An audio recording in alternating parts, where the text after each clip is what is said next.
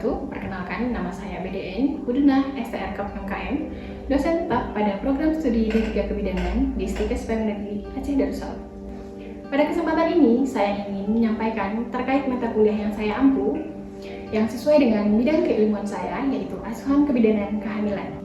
Mata kuliah ini ditujukan untuk mahasiswa semester 2, yaitu dengan kode mata kuliah BD 5103 yang berbobot 2 SKS, di mana diselenggarakan dalam 16 kali pertemuan dengan rincian 14 kali materi dan 2 kali ujian, yaitu ujian tengah semester dan ujian akhir semester. Mata kuliah ini juga membahas tentang konsep-konsep dasar kehamilan, faktor-faktor yang mempengaruhi kehamilan, ada juga deteksi dini komplikasi kehamilan, ada penanganan awal. Bukan itu saja, ada juga kegawat daruratan pada kehamilan dan juga pendokumentasian pada kehamilan. Di sini ada juga CPL Prodi, yaitu capaian pembelajaran pada mata kuliah ini itu adalah CPL 1, CPL 2, CPL 3, CPL 4, dan CPL 5. Adapun capaian pembelajaran yang diharapkan pada mata kuliah ini yaitu ada CPMK 1, di mana mahasiswa mampu menguasai konsep-konsep dasar pada kehamilan. Ada CPMK 2, yaitu mahasiswa mampu menguraikan perubahan anatomi fisiologi pada kehamilan. Ada CPMK 8, mahasiswa mampu memberikan komunikasi, informasi, dan edukasi pada kehamilan tiap semester. Dan selanjutnya ada juga CPMK 9, mahasiswa mampu mendeteksi dini komplikasi pada kehamilan dan kegawat daruratan. Di sini ada 3 komponen pembelajaran pada mata kuliah ini, yaitu ada delivery, interaction, dan assessment. Di sini saya memberikan materi serta RPS yang dapat diunduh langsung oleh mahasiswa program studi D3 Kebidanan dalam aplikasi e-akademik pada Stikes Negeri Aceh Darussalam.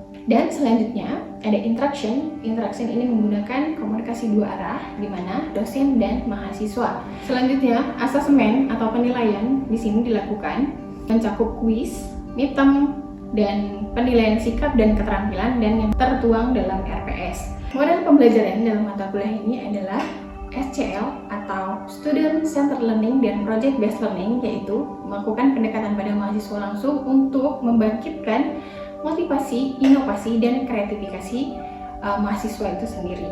Selanjutnya ada juga Based Learning, itu yang menggunakan presentasi interaktif antara mahasiswa dan diskusi kelompok, kolaborasi, dan refleksi bersama.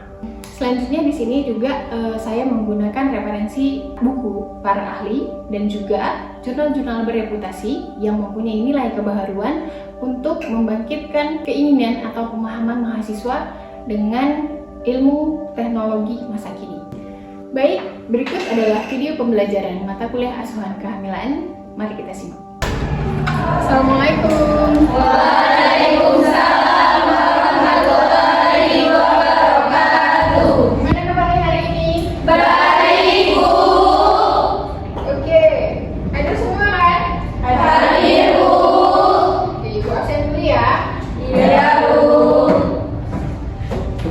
Oke, kita masuk ke materi ya. Materi keempat yaitu kebutuhan fisik ibu hamil trimester 1, 2, dan 3. Ada yang tahu kebutuhannya apa aja?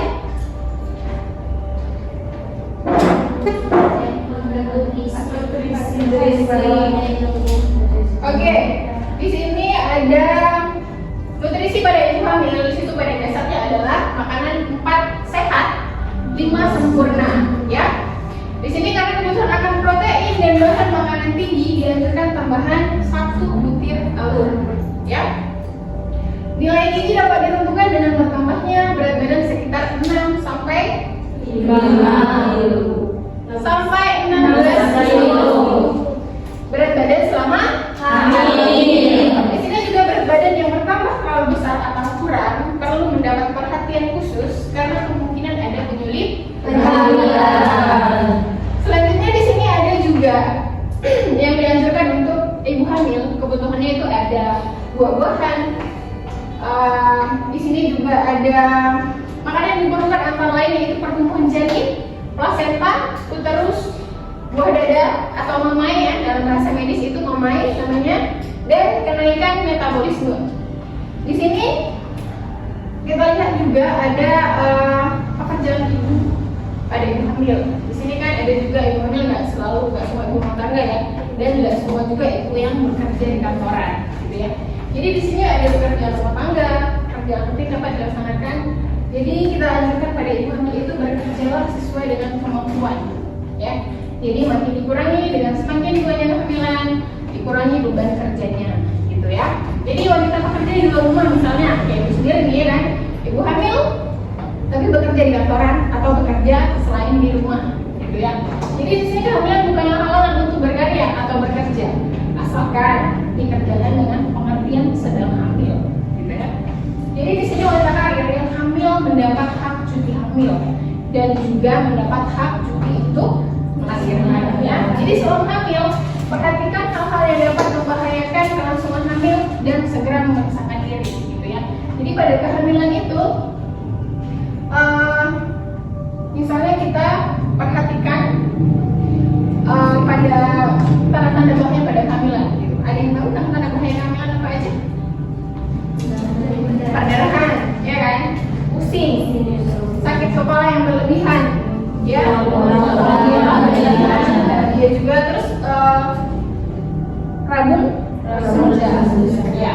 Jadi di sini ada juga pada kita perhatikan untuk ibu hamil ada hubungan seksual. Jadi di sini hamil merupakan bukan halangan untuk melakukan hubungan seksual ya, tapi disarankan untuk dihentikan apabila terdapat tanda infeksi, misalnya ada pengeluaran cairan atau yang disertai panas atau nyeri pada saat berhubungan, gitu ya.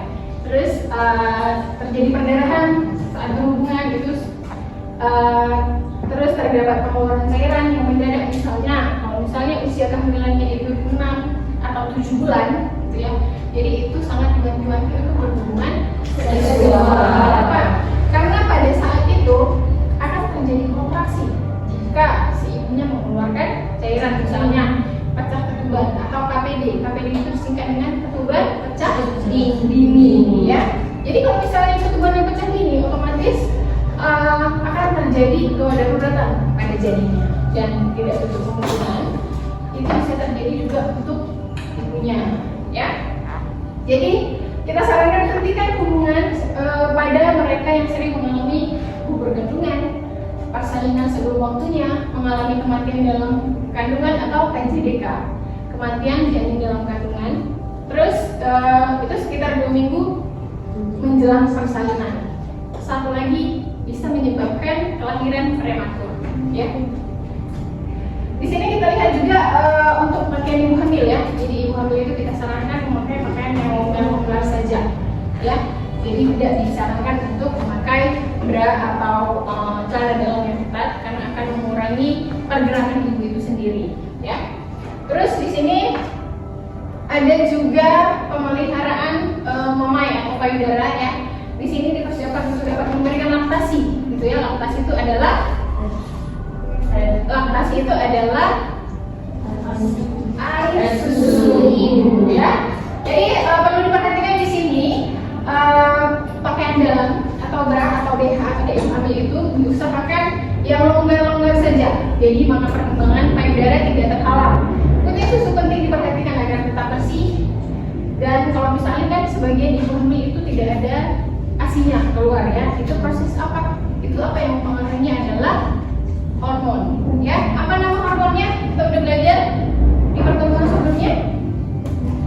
Hormon prolaktin, ya. Hormon prolaktin pada ASI. Jadi kalau misalnya ada kemungkinan ibu itu tidak mengeluarkan ASI, itu bisa jadi hormonnya tidak stabil. Satu, yang memicu tidak mengeluarkan ASI itu adalah satu, stres, ya. Stres pada ibu yang menjelang persalinan atau setelah persalinan, dia stres. Kenapa? Dia stres merasa tidak mampu merawat bayinya atau sering dikatakan dengan baby blues, ya.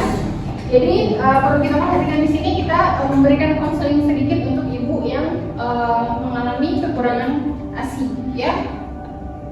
Di sini selanjutnya ada personal hygiene. Di sini personal hygiene itu adalah kebersihan diri, ya. Jadi di sini kita anjurkan kepada ibunya untuk mandi pagi dan sore setiap hari secara teratur, ya. Jadi untuk mencegah penyakit kulit pada trimester 1, jadi wanita hamil mengalami morning sickness. Morning sickness itu adalah Iya.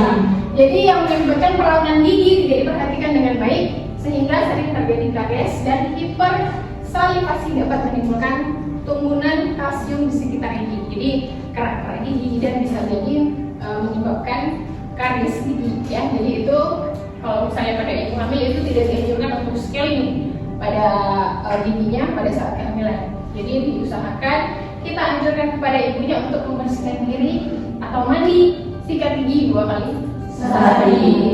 Oke, sampai sini ada pertanyaan?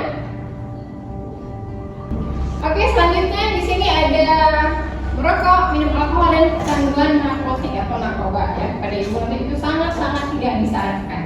Jadi di sini ketiga kebiasaan ini secara langsung dapat mempengaruhi pertumbuhan dan perkembangan janin dan menimbulkan kelahiran yang berat badan lahir rendah atau BBLR, ya. Jadi di sini ada 1 kali kunjungan selama trimester pertama sebelum 14 minggu. Ini 1 kali kunjungan selama trimester kedua antara minggu ke 14 sampai 28. Jadi 2 kali kunjungan selama trimester ketiga antara minggu ke-28 dan 36 sesudah minggu 36. Jadi berapa kali kunjungan pada ibu hamil? 14 ya. Jadi di sini ada kunjungan AEC. AEC itu adalah ya, jadi setiap wanita hamil itu menghadapi resiko komplikasi yang mengancam jiwanya, ya. Jadi oleh karena itu kita sebagai tenaga kesehatan atau sebagai bidan maupun itu di praktek kebidanan atau di pelayanan kesehatan itu kita anjurkan untuk kunjungan selama periode antenatal itu selama 4 kali, ya. Oke, selanjutnya di sini ada jadwal atau kunjungan serta informasi yang penting dan kebutuhan untuk ibu hamil, ya. Di sini kalian bisa lihat di depan. Pada setiap kali kunjungan antenatal perlu didapatkan informasi yang sangat penting. Di sini ada tabelnya. Ini ada kunjungan trimester pertama, kedua dan ketiga. Ada juga waktunya. Ada informasi penting di sini adalah membangun hubungan saling percaya antara petugas kesehatan dan ibu hamil. Ada juga mendeteksi dini permasalahan, penanganan awal dan kegawat daruratan. Ada juga di sini untuk yang trimester ketiga itu dilakukan lepot atau palpasi, ya, abnormal pada abdominal atau biasanya itu pada usia kehamilan 24 sampai 36 minggu itu sudah bisa dilakukan palpasi. Palpasi itu adalah meraba badannya atau namanya leopard, ya. Leopard 1 sampai ke 4 sudah bisa dilakukan antara minggu ke 28 sampai 36. Oke. Selanjutnya di sini ada imunisasi. Di sini imunisasi juga sangat penting, ya, pada ibu hamil. Kenapa? Karena di sini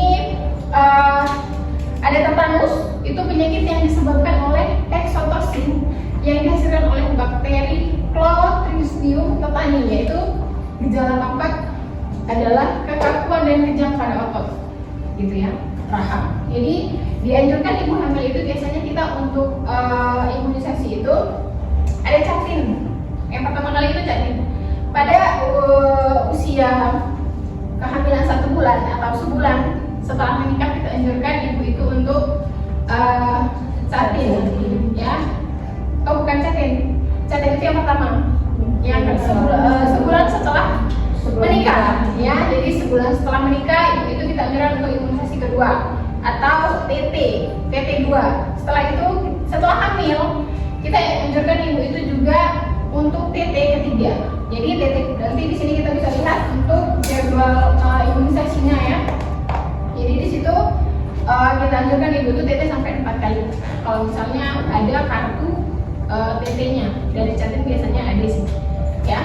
Di sini juga ada bahaya jika persalinan dilakukan dengan cara yang tidak bersih dan perawatan tali pusat tidak optimal. Dan untuk mencegah tetanus ini harus diperhatikan bahwa semua persalinan dilakukan dalam keadaan dan di lingkungan yang bersih.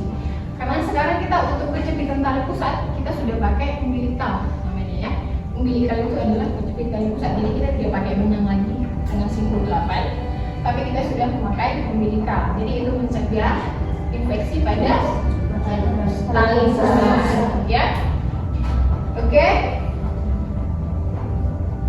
Di sini ada jadwal-jadwal ini tadi jadwal imunisasi ya atau TT. Di sini TT1 segera mungkin setelah awal kehamilan. Biasanya itu dilakukan dalam sebulan kehamilan. TT kedua itu 4 minggu setelah TT1. TT3 itu 6 atau setahun ya setelah TT2. TT4 setahun setelah TT3. Dan TT5 1 tahun setelah TT4 atau pada saat kehamilan berikutnya. Ya. Sampai sini jelas? Jelas, Bu. Jadi di sini ada juga persiapan persalinan dan laktasi ya. Tadi kita sudah bahas sedikit tentang ASI atau laktasi itu sama ya. Jadi di sini salah satu tujuan persiapan persalinan itu adalah untuk meningkatkan kesehatan ibu menjelang persalinan. Di sini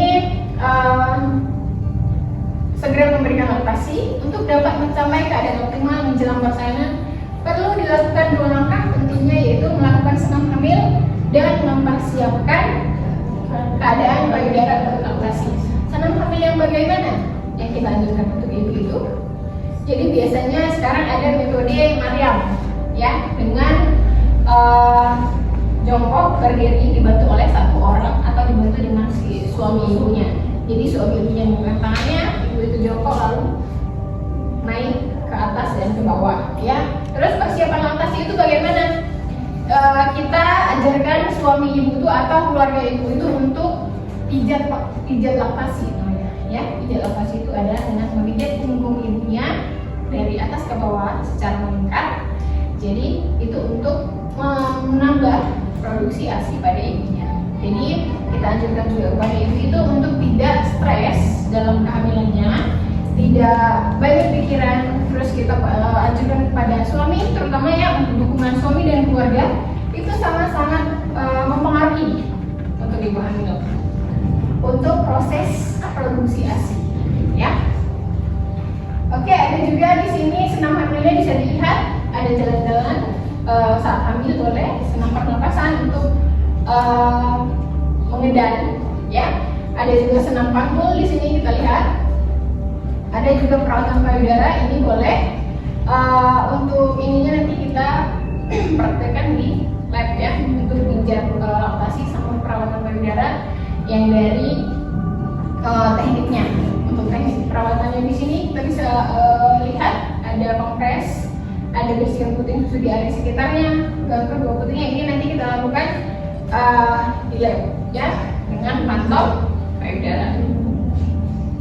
Di sini ada juga tanda-tanda bahaya dalam kehamilan. Tadi kita sudah bahas sudah jelas untuk tanda-tanda bahayanya. Di sini ada yang berkaitan dengan janin, itu adalah badan panas disertai tanda infeksi lainnya. Ada juga gerak janin berkurang atau menghilang. Jadi ini perut terasa semakin mengecil. Jadi itu tanda-tanda bahaya pada janin ya. Jadi kalau misalnya ada tanda-tanda yang seperti ini, kita anjurkan ibunya untuk segera melakukan pemeriksaan kepada dokter, OGIN atau pelayanan kesehatan dekat lainnya, gitu ya. Jadi di sini yang berkaitan dengan ibu ada juga yaitu mual muntah berlebihan. Di sini pengeluaran cairan, tanda subjektif seperti sakit kepala, pandangan kabur yang tadi juga kita sudah bahas ya. Jadi sakit perut mendadak atau kontraksi yang berlebihan, ya. Di sini sampai sini sudah ada yang bertanya? Biar kita review. Izin Bu bertanya, perkenalkan nama saya Mela Wahini. Mengapa ibu hamil tidak disarankan makan makanan yang mentah atau setengah matang? Oke, pertanyaan yang bagus ya dari Mela. Jadi kenapa ibu hamil itu tidak bisa makan makanan yang mentah atau setengah matang? Kenapa? Ya dianjurkan karena makanan yang mentah itu tidak bagus untuk janinnya. Karena misalnya itu pada sushi kan, sushi kayak sushi teh gitu ya kan. Jadi kalau itu masih daging salmonnya itu mentah, jadi kita makan pakai cocol pakai saus gitu ya. Jadi itu tidak bagus untuk janinnya. Kenapa? Makanan mentah itu tidak steril. Satu, karena belum dimasak benar-benar matang ya. Jadi itu bisa mengganggu pertumbuhan janin gitu gitu ya, apalagi telur setengah matang. Kenapa? Di telur itu ada namanya virus salmonella ya. Jadi kalau misalnya telur setengah matang itu sering dikonsumsi oleh ibu hamil, itu akan menyebabkan terkena virus salmonella ya. Oke, ada lagi yang bertanya? Maaf Bu, saya ingin bertanya. Perkenalkan, nama saya Nur Hasanah. Saya ingin bertanya, mengapa kebutuhan gizi ibu hamil harus lebih meningkat? Oke, terima kasih. Pertanyaan dari Nurul. Oke, Nurul, kenapa kebutuhan ibu hamil itu meningkat? Karena ibu hamil itu adalah sudah mengalami perubahan fisik ya, perubahan fisik juga perubahan mental juga ya. Kenapa? Kenapa kebutuhannya meningkat saat hamil? Karena ada satu manusia lagi yang ada di tubuh ibu itu, yaitu janin ya. Jadi kenapa kebutuhannya meningkat? Itu memang harus kita tingkatkan ya. Kenapa? Kebutuhan janin itu lebih besar. Jadi ibu itu harus makan 2 kali lipat dari sebelumnya, gitu ya. Jadi kenapa kalau misalnya kebutuhan ibu itu tidak kita tingkatkan, itu bisa menyebabkan malformasi pada janinnya. Malformasi itu adalah kemarin malformasi kita sudah belajar. Malformasi adalah ketidaksempurnaannya kehidupan janinnya ya. Jadi bisa aja nanti kalau misalnya kebutuhan nutrisinya tidak terpenuhi, itu bisa bayi lahir BBLR, bisa bayi cacat dan dengan kelainan bawaan lainnya, gitu ya.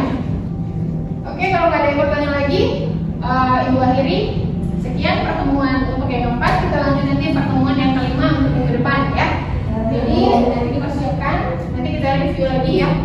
Baik, sekian Ibu akhiri. Assalamualaikum warahmatullahi wabarakatuh. Waalaikumsalam warahmatullahi wabarakatuh. Sekian video rekaman pembelajaran mata kuliah asuhan kebidanan di program studi D3 Kebidanan di Stikes PAIN Negeri Aceh Darussalam. Video ini digunakan sebagai salah satu syarat penyusunan dokumen pernyataan diri dosen unjuk kerja Tridharma Perguruan Tinggi atau PDDD UKPT. Semoga dengan adanya video ini bisa menjadi pertimbangan yang baik dalam proses penilaian sertifikasi dosen gelombang 1 tahun 2026. Akhir kata, saya akhiri. Assalamualaikum warahmatullahi wabarakatuh.